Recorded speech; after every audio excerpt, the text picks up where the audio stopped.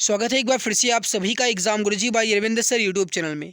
उत्तर Pradesh police constable भर्ती 2023 paper 2024 में होगा री एग्ज़ाम।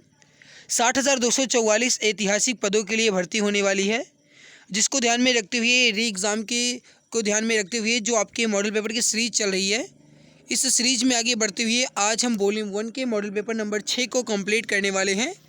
इसके पहले हम मॉडल पेपर 5 तक कंप्लीट कर चुके हैं वॉल्यूम 1 का।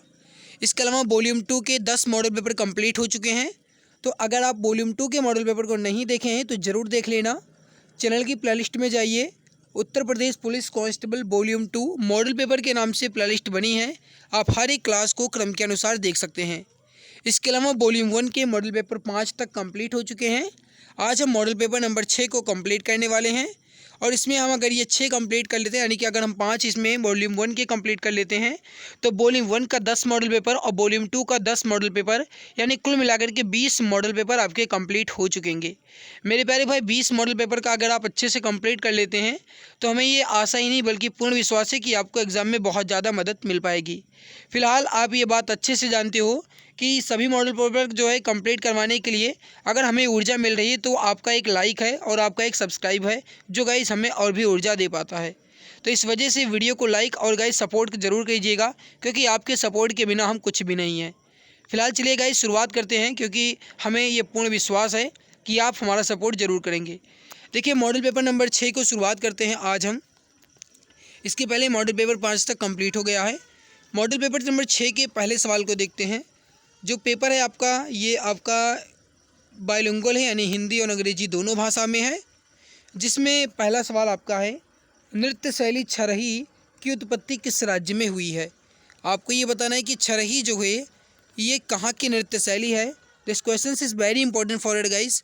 सो बताइए राइट आंसर यहाँ पे क्या हो जाएगा। Question number first right answer जो हो जाएगा आपका यहाँ पे, सही आंसर हो जाएगा आपका छरही जो है ये है हिमाचल प्रदेश की। ऑप्शन नंबर 4 करेक्ट आंसर आपका हो जाएगा। नेक्स्ट सवाल है आपके सामने, विजयवाड़ा किस नदी के तट पर स्थित है। क्वेश्चन नंबर 2 है, विजयवाड़ा किस नदी के तट पर स्थित है। सही उत्तर हो जाएगा आपका ऑप्शन बी, कृष्णा नदी के तट पर है। Option B is correct answer. अगला सवाल है आपके सामने, बोको हराम किस देश का एक आतंकवादी संगठन है। This question is very important guys. आपके एग्जाम में पूछे जाने की पूरी संभावना है, क्योंकि आतंकवादी संगठन के टॉपिक आपके एग्जाम में दिए गए हैं और आपके एग्जाम में पूछे भी जाएंगे। बोको हराम किस देश का आतंकवादी संगठन है। राइट उत्तर हो जाएगा आपका, ये हो जाएगा नाइजीरिया का। ऑप्शन नंबर 3 करेक्ट आंसर हो जाएगा नाइजीरिया। अगला सवाल है कि निम्नलिखित में से किसने मृच्छकटिक पुस्तक का संकलन किया है। आपको बताना है कि मृच्छकटिक पुस्तक किसने लिखा है। Question number 4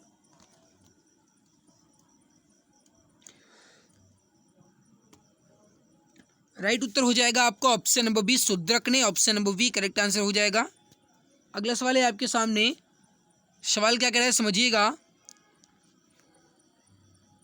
the rural employment generation program REGP was launched in ग्रामीण रोजगार सृजन कार्यक्रम में प्रारंभ किया गया था। कहने का मतलब है कि ग्रामीण रोजगार सृजन कार्यक्रम कब प्रारंभ किया गया। राइट उत्तर हो जाएगा 1995 यानी 1995 में। ऑप्शन ए करेक्ट आंसर आपका हो जाएगा। अगला सवाल आपके सामने कि हरिके बैराज निम्नलिखित में से किस नदियों के संगम पर स्थित है। आपको बताना है कि हरिके बैराज किन नदियों के संगम पर है। Question number 6 this question is very important. Right उत्तर हो जाएगा आपका, ये हो जाएगा ऑप्शन बी, ब्यास और Sutlej. Option B correct answer हो जाएगा, ब्यास और सतलज। भारत के किस राज्य में सागा दावा या फिर ट्रिपल ब्लेस्ड फेस्टिवल मनाया जाता है। राइट उत्तर हो जाएगा आपका, ये हो जाएगा ऑप्शन नंबर 4 सिक्किम में। ऑप्शन नंबर 4 करेक्ट आंसर हो जाएगा। 1920-22 में असहयोग आंदोलन का नेतृत्व किसने किया था। देखिए, 1920-22 में असहयोग आंदोलन का नेतृत्व महात्मा गांधी ने किया था। अगला सवाल है कि कुद नृत्य कहाँ का एक राज्य का प्रसिद्ध एक नृत्य है। कुद नृत्य किस राज्य का एक प्रसिद्ध नृत्य है। राइट उत्तर हो जाएगा जम्मू एंड कश्मीर का। Option B correct answer, Jammu और कश्मीर का। प्रसिद्ध गीत ए मेरे वतन के लोगों मूल रूप से किसके द्वारा लिखा गया था। प्रसिद्ध गीत ए मेरे वतन के लोगों ये किसके द्वारा गाया गया था, लिखा नहीं गाया गया था। राइट उत्तर हो जाएगा आपका लता मंगेशकर के द्वारा ए मेरे वतन के लोगों, ये गीत जो है लता मंगेशकर ने गाया था, जो कि भारत में स्वर कोकिला के नाम से जानी जाती हैं। तो इसको भी आप ध्यान रखिएगा। और हालांकि अब तो नहीं है, तो ये गाय स्वर कोकिला के नाम से जानी जाती थी। अगला सवाल है आपके सामने, जलियांवाला बाग हत्याकांड इनमें से किस शहर में हुआ था? जलियांवाला बाग हत्याकांड जो है आपका ये 13 अप्रैल 1919 यानी कि 1919 में हुआ था, और ये हुआ था पंजाब के अमृतसर में। तो राइट उत्तर होगा आपका ऑप्शन नंबर 3, पंजाब के अमृतसर में। जलियांवाला बाग हत्याकांड पंजाब के अमृतसर में हुआ था। अगला सवाल है आपके सामने, लेंस आँख के पिछले भाग पर प्रकाश केंद्रित करता है। आँख के पिछले भाग को क्या कहा जाता है? लेंस आँख के पिछले भाग को प्रकाश केंद्रित करता है, और इस आँख के पिछले भाग को क्या कहा जाता है? राइट उत्तर हो जाएगा आपका option number A, retina. Option A correct answer हो जाएगा। नेक्स्ट सवाल, सर्दी के मौसम में सामान्यतया छोटे छोटे बच्चों को जुकाम व खांसी हो जाती है। ये रोग किसके द्वारा फैलते हैं? दैट मीन्स ये हुआ कि जो जुकाम है, खांसी है, ये किसके द्वारा फैलता है? आप ये बात अच्छे से जानते हो कि जुकाम खांसी जो है ये एक दूसरे के संपर्क में आने से फैलता है। कहने का मतलब ये है कि अगर आपके परिवार में किसी को भी जुकाम हुआ है तो ये जाहिर सी बात है कि आपको भी जुकाम हो जाएगा। इसका कारण ये होता है वायरस यानी कि विषाणु के कारण। तो राइट उत्तर होगा आपका ऑप्शन बी, वायरस या फिर विषाणु के कारण। नेक्स्ट सवाल है आपके सामने, लाफिंग गैस या फिर हंसाने वाली गैस का वैज्ञानिक नाम क्या है? देखिए, लाफिंग गैस या फिर हंसाने वाली गैस, इसका जो है ये लाफिंग गैस नाम क्यों पड़ा? क्योंकि इसका नाम पड़ने का कारण यह है कि अगर कोई बंदा इसको सूंघ लेता है, यानी जो नाइट्रस ऑक्साइड है, अगर इसे कोई सूंघ लेता है तो वो हंसता ही रहेगा जब तक कि उस पर इसका फ़र्क पड़ेगा, या जब तक इसका उस पर प्रभाव रहेगा तब तक वो हंसता ही रहेगा। तो नाम जो इसका है वो है नाइट्रस ऑक्साइड। लाफिंग गैस या फिर हंसाने वाली गैस का जो रासायनिक नाम है या वैज्ञानिक नाम है यह है नाइट्रस ऑक्साइड। ध्यान रखना, ऑप्शन ए करेक्ट आंसर आपका हो जाएगा। आगे बढ़ते हैं, अगला सवाल देखते हैं। इडुक्की बांध किस नदी पर बनाया गया है? क्वेश्चन इंपॉर्टेंट है। इडुक्की बांध जो है किस नदी पर बनाया गया है? राइट उत्तर हो जाएगा आपका ऑप्शन नंबर 4, पेरियार नदी पर। तो ऑप्शन 4 करेक्ट आंसर आपका हो जाएगा। अगला सवाल है कि चाल की इकाई में सेंटीमीटर प्रति सेकंड होता है। देखिए, सेंटीमीटर प्रति सेकंड जो है ये चाल की सीजीएस पद्धति में मात्रक है, जबकि मीटर प्रति सेकंड जो है आपका ये एसआई पद्धति में मात्रक है। तो ध्यान रखना, हमसे पूछा गया सेंटीमीटर प्रति सेकंड, तो ये है आपका सीजीएस पद्धति में मात्रक। नेक्स्ट है, भारत का आईटी अधिनियम किस वर्ष अस्तित्व में आया? This question is very important guys. बताइए, भारत का आईटी अधिनियम किस वर्ष अस्तित्व में आया? क्वेश्चन नंबर 17 है। राइट उत्तर हो जाएगा सन 2000 में। Option number A correct answer हो जाएगा। अगला सवाल आपके सामने, जीएसटी परिषद की अध्यक्षता कौन करता है? Who heads the GST council? Right उत्तर हो जाएगा आपका, ये हो जाएगा केंद्रीय वित्त मंत्री, यूनियन फाइनेंस मिनिस्टर। राइट उत्तर हो जाएगा आपका ऑप्शन नंबर 4। नेक्स्ट सवाल है आपके सामने, बगदाद किस देश की राजधानी है?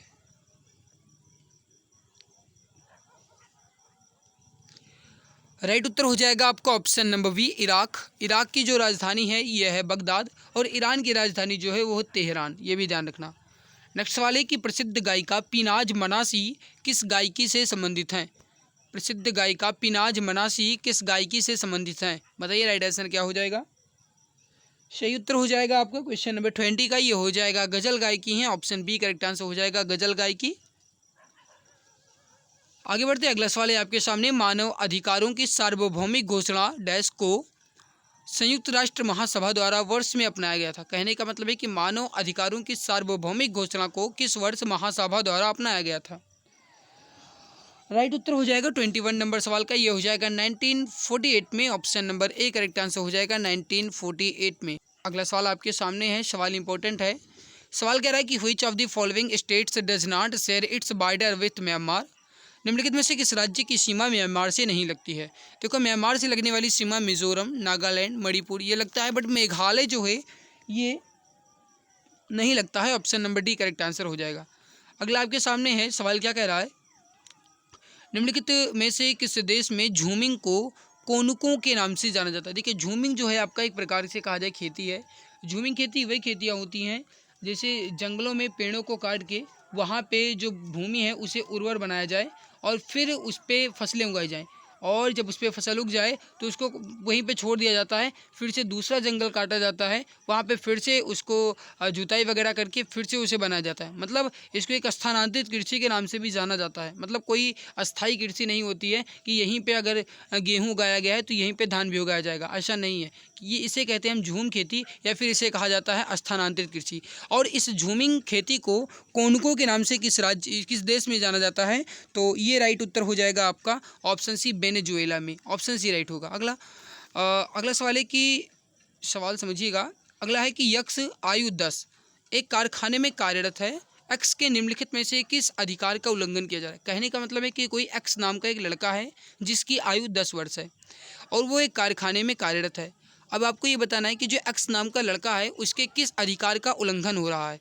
धर्म की स्वतंत्रता का अधिकार, या फिर शोषण के विरुद्ध अधिकार, या फिर समानता का अधिकार, या फिर स्वतंत्रता का अधिकार। सवाल बताइए, राइट उत्तर क्या हो जाएगा। 24 नंबर सवाल है, समझिएगा। राइट उत्तर जो हो जाएगा ये हो जाएगा यहाँ पे आपका सही आंसर जो हो जाएगा ये हो जाएगा शोषण के विरुद्ध अधिकार। ऑप्शन बी राइट उत्तर हो जाएगा। अगला है कि भारतीय संविधान में मौलिक कर्तव्यों को निम्नलिखित में से किस संशोधन के माध्यम से प्रतिस्थापित किया गया था। देखिए, मैं एक बात आपको यहाँ पे बता दूँ कि अगर आपको ये क्वालिटी अच्छी नहीं लग रही है, कहने का मतलब है कि लग रहा है बहुत ही ब्लर लिखा हुआ है, तो मेरे प्यारे भाई इसमें मेरी गलती कुछ भी नहीं है, क्योंकि जिस तरीके से एग्जामपुर ने मॉडल पेपर बनाया है सेम वही मॉडल पेपर मैं करवा रहा हूँ, और उन्होंने इसका पेज भी उसी प्रकार रखा है, कुछ खाकी कलर टाइप में है, इस वजह से आप तक ये क्लियर बहुत नहीं दिख रहा है। ठीक है, तो ये आप गाइस मत कहिएगा कि आप बहुत क्लियर या फिर बहुत क्वालिटी में वीडियो नहीं बनाते हो, क्योंकि मैं अपनी तरफ से फुल कोशिश करता हूँ, फुल क्वालिटी में, बिल्कुल HD क्वालिटी में वीडियो बनाता हूँ। ठीक है भाई। भारतीय संविधान में मौलिक कर्तव्यों को 42वें संविधान संशोधन 1976 के तहत प्रतिस्थापित किया गया था। राइट उत्तर हो जाएगा आपका ऑप्शन नंबर बी। अगला आपके सामने कि बहू बेगम का मकबरा उत्तर प्रदेश के किस क्षेत्र में है। राइट उत्तर हो जाएगा आपका ऑप्शन नंबर 4, फैजाबाद में। ऑप्शन 4 करेक्ट उत्तर हो जाएगा। महात्मा गांधी की अस्थियां डैश में विसर्जित की गई। कहने का मतलब है कि महात्मा गांधी की जो अस्थियां हैं या महात्मा गांधी की जो एसेज हैं ये कहाँ पे गाइस विसर्जित की गई थी, इसका आंसर आपको बताना है। 27 नंबर सवाल। राइट उत्तर हो जाएगा आपका प्रयागराज में, यानी कि कहा जाए तो गंगा नदी में। ऑप्शन बी करेक्ट आंसर हो जाएगा, प्रयागराज में। Option B correct answer. Next सवाल है आपके सामने, भारत में किस बड़े आतंकवादी घटना के बाद राष्ट्रीय जांच एजेंसी यानी कि NIA, जिसका फुल फॉर्म होता है नेशनल इन्वेस्टिगेशन एजेंसी, का गठन किया गया था। किस आतंकवादी घटना के बाद।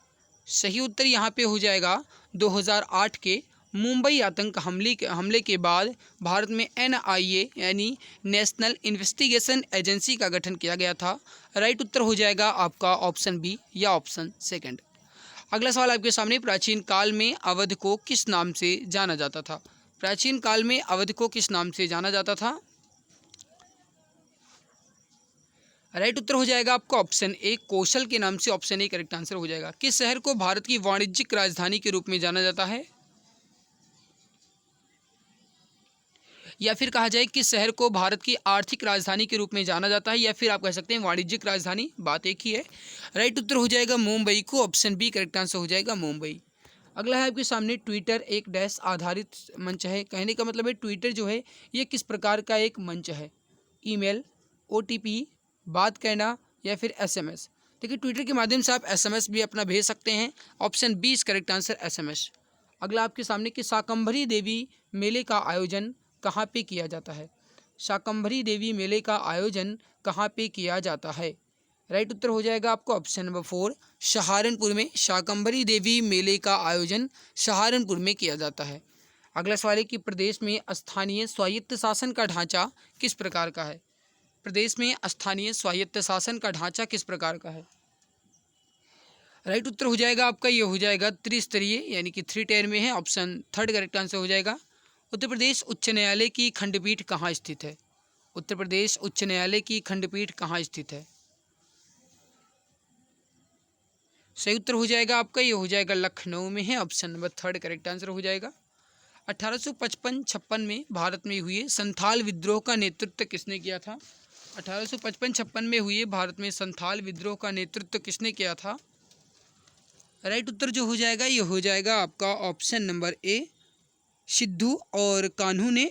Option number A correct answer हो जाएगा सिद्धू और कान्हू। आगे बढ़ते हैं, क्वेश्चन नंबर 36 देखते हैं। क्वेश्चन नंबर 36 है कि 2011 की जनगणना के अनुसार महिला आबादी कुल आबादी का लगभग कितना प्रतिशत है। बताना है कि 2011 की जनगणना के अनुसार महिला आबादी कुल आबादी का लगभग कितना प्रतिशत है। राइट उत्तर हो जाएगा 36 नंबर सवाल का। ये सही आंसर हो जाएगा आपका option number B 48। Option B correct answer हो जाएगा। अगला है कि महात्मा गांधी द्वारा नमक सत्याग्रह यानी कि सॉल्ट मार्च कब प्रारंभ किया गया था। राइट उत्तर हो जाएगा आपका, ये हो जाएगा 1930 में। ऑप्शन बी करेक्ट आंसर 1930 में। नेक्स्ट सवाल है आपके सामने कि उत्तर प्रदेश में प्रथम बायोटेक पार्क कहाँ अवस्थित है। सही आंसर हो जाएगा आपका, ये हो जाएगा यहाँ पे ऑप्शन नंबर बी लखनऊ में। ऑप्शन बी करेक्ट आंसर हो जाएगा।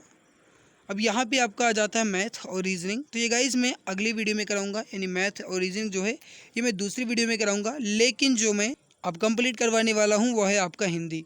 हिंदी में पहला सवाल आपके सामने है, क्वेश्चन नंबर 114 है। सवाल है कि हिंदी स्वरों को वर्गीकरण जब जीव के भाग के आधार पर किया जाता है तो निम्नलिखित में से कौन सा भेद इसके अंतर्गत नहीं आएगा। यानी आप जानते हैं कि जीव के आधार पे स्वरों का जो वर्गीकरण है ये 3 तरीके से होता है। एक होता है अग्रस्वर, एक होता है मध्य स्वर और एक होता है पश्च स्वर। तो यहाँ पे विवृत स्वर जो है ये नहीं आएगा। ऑप्शन 4 आपका करेक्ट आंसर हो जाएगा।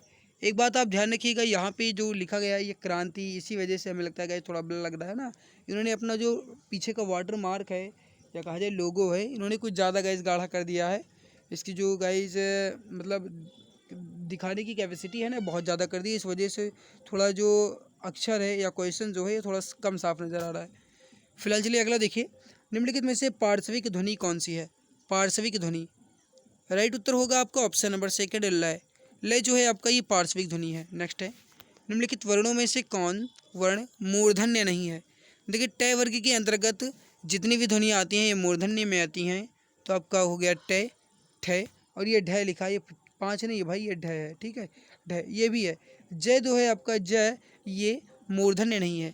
तब ये ज जो है आपका क्या है, ये आपका च वर्ग के अंतर्गत आता है जो कि आपका तालु है।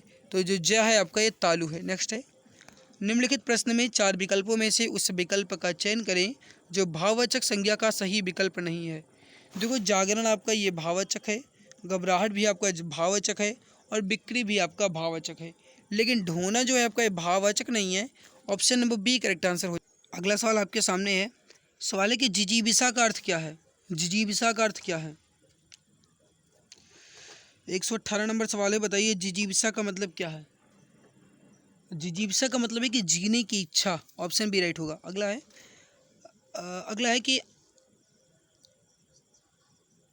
अवश्याय, अवश्याय शब्द के तद्भव रूप का चयन कीजिए। अवश्याय शब्द के तद्भव रूप का चयन कीजिए। अवश्याय, अवश्याय जो है आपका एक तत्सम है और इसका तद्भव जो होगा ये ओस होगा। ऑप्शन थर्ड राइट होगा। अगला है कि निम्नलिखित में से कौन सा शब्द तत्सम है। आपको बताना है इसमें से कौन सा शब्द एक तत्सम है। राइट उत्तर हो जाएगा आपका, ये हो जाएगा थर्ड ऑप्शन आश्चर्य। आश्चर्य जो है आपका एक तत्सम है, इसका जो तद्भव होता है ये अचरज होता है, इस बात को ध्यान रखना। हम ताजमहल देखने जाएंगे, इसमें रेखांकित पद जो है ये कौन सा सर्वनाम है। निजवाचक, निश्चयवाचक, पुरुषवाचक या अनिश्चयवाचक। देखिए हम ताजमहल देखने जाएंगे, इसमें जो हम है एक पुरुषवाचक सर्वनाम है। ऑप्शन बी करेक्ट आंसर पुरुषवाचक। अगला है कि निम्नलिखित में से कौन सा वाक्य कर्मवाच्य का उदाहरण है। कर्मवाच्य का उदाहरण है, देखिए शीला से पढ़ा भी नहीं जाता, ये नहीं है। शीला से हंसा भी नहीं। देखो हमसे सवाल क्या पूछ रहा है कि निम्न में से कौन सा एक कर्मवाच्य का उदाहरण है। समझिएगा थोड़ा सा, ये थोड़ा इंपॉर्टेंट सवाल बन जाता है। 122 नंबर सवाल है, बताइए।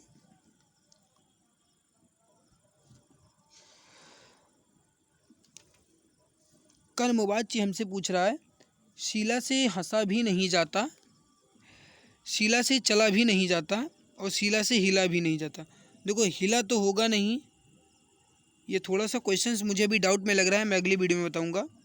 अगला है आपके सामने कि अधोलिखित में कौन सा युग्म विशेषण नहीं है।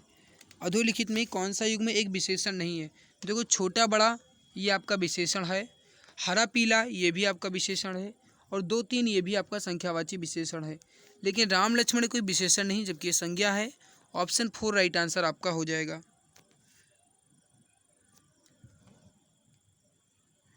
आगे बढ़ते हैं, अगला सवाल देखते हैं। ठीक समय पर आ जाना इस वाक्य में कौन सा कारक है? ठीक समय पर आ जाना इस वाक्य में कौन सा कारक है? ये पर आपका उपसर्ग लगा हुआ है, यही आपका हो जाएगा। राइट हो जाएगा आपका ऑप्शन नंबर ए, अधिकरण कारक। ठीक समय पर आ जाना इसमें अधिकरण कारक है, ऑप्शन ए करेक्ट हो जाएगा। अटकलें भिड़ाना इस मुहावरे का अर्थ क्या है? अटकलें भिड़ाना इस मुहावरे का अर्थ क्या है? सही उत्तर हो जाएगा आपको, ये हो जाएगा उपाय सोचना। ऑप्शन नंबर 3 करेक्ट आंसर हो जाएगा, उपाय सोचना। स्त्रीलिंग शब्द का चयन कीजिए। क्वेश्चन नंबर 126 से स्त्रीलिंग शब्द का चयन कीजिए। हुलास हुआ, हमला किया गया, हवाला हुआ। हरकत उनकी अच्छी नहीं है। बी आंसर आपका हो जाएगा स्त्रीलिंग। दिए गए विकल्पों में से उस शब्द का चयन कीजिए जिसका प्रयोग सदा एक वचन में होता है। कक्षा, प्राण, आंसू, ये सब बहुवचन के हैं, जबकि प्रत्येक आपका जो है ये सदैव एक वचन में प्रयुक्त होता है। राइट उत्तर हो जाएगा आपका ऑप्शन नंबर। देखिए, वीडियो में आगे बढ़ने से पहले मैं आपको एक गुड न्यूज़ दे दूं। सबसे पहले मैं आपको बता दूं कि जो बच्चे पुराने हैं वह इस ई बुक के बारे में जानते हैं, जबकि जो अभी नए जुड़े हैं मैं उनको एक बार अच्छे से और सही से जल्दी जल्दी बता देता हूं। देखिए, ये कि यूपी पुलिस री एग्ज़ाम के लिए रामबाण ई बुक लाई गई है, जो कि special for UP police constable री एग्ज़ाम के लिए है, जिसमें यूपी पुलिस का पूरा सिलेबस आपको कवर मिलेगा, जिसमें GK, UP GK, Hindi, math, reasoning के सभी क्वेश्चंस मिलेंगे। इस पर 60% का डिस्काउंट चल रहा है। अगर आप इस ई बुक को अभी परचेज़ करते हैं तो आपको मात्र 39 रुपये में ये ई बुक मिल जाएगी। अदरवाइज दाम तो इसका 99 रुपये है, लेकिन अभी आपको ये 60% डिस्काउंट के साथ मात्र 39 की मिल रही है। इस ई बुक की सबसे खास बात है कि इमेज और कलरफुल के साथ पूरे सिलेबस को अच्छे से कवर कर रही है। पूरे 418 पेज की ई बुक है। अगर आपको लेना है तो आप इस दिए गए नंबर 8948667652 इस पर व्हाट्सअप करना है। यहाँ से आपको ये ई बुक मिल जाएगी। इस नंबर पर व्हाट्सअप करके इस ई बुक के बारे में आप पूरी डिटेल ले सकते हैं। बाकी मेरे प्यारे भाई, जो भी डाउट है आप इस ई बुक के बारे में इस नंबर पर व्हाट्सअप करके इससे आप पूछ सकते हैं। चलिए बढ़ते हैं अगले सवाल के। नेक्स्ट सवाल आपके सामने है।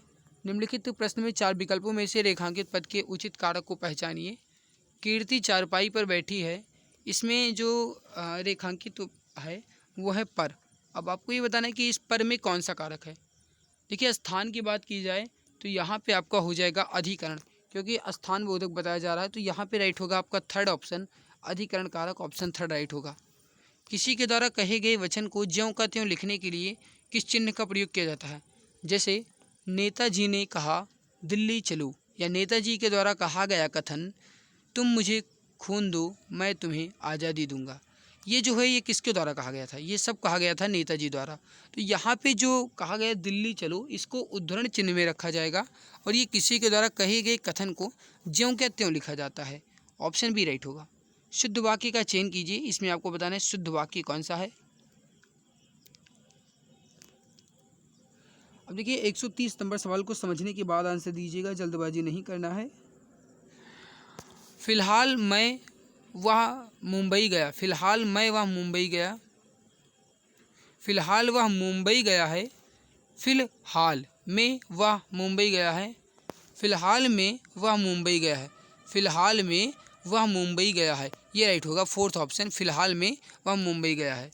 अगला है कि दिए गए विकल्पों में से शुद्ध वाक्य का चयन कीजिए।